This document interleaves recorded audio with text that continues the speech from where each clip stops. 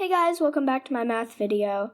Today's first question is, simplify the expression of this.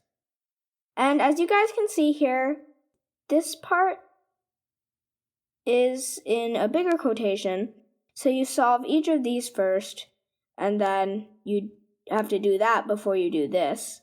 But, as you guys know, anything times 0 is 0. So if you see on the outskirts of this, 9 times 0 is 0. So, and everything inside, after you solve it, you have to multiply by 0. So the answer would just be 0, because anything times 0 is 0. So the answer to this is just 0. Moving on to question number 2. This has a similar theme in it. What is 42 plus 7 subtract 6 times 6 plus 3 times negative 1 times 0 minus basically the exact copy, but with a bigger quotation around it?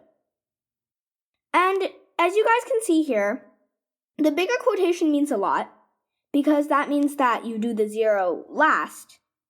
But in here, since there's addition and subtraction, then you have to do the 0 with the multiplication, since there is no bigger quotation around it.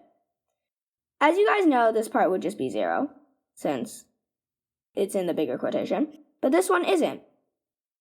But, as you guys know, anything subtract 0 is just, x subtract 0 is just x. So that would equal getting rid of this entire behind thing.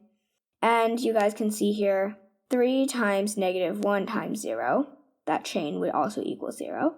So we can get rid of that as well, eliminate.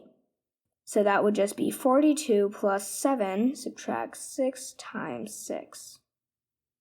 That would equal 42 plus 7, 49. There's 6 times 6, 36.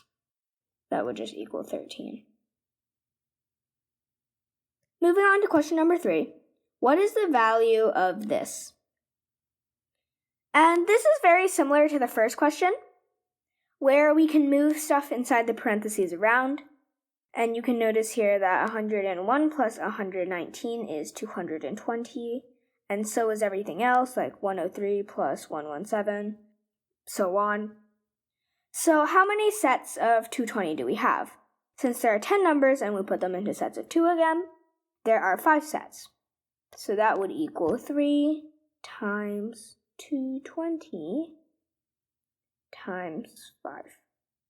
And if we use the distributive property on the stuff inside the parentheses, 220 times 5, it would basically be, since we split 220 into 220, 200 times 5 plus 20 times 5.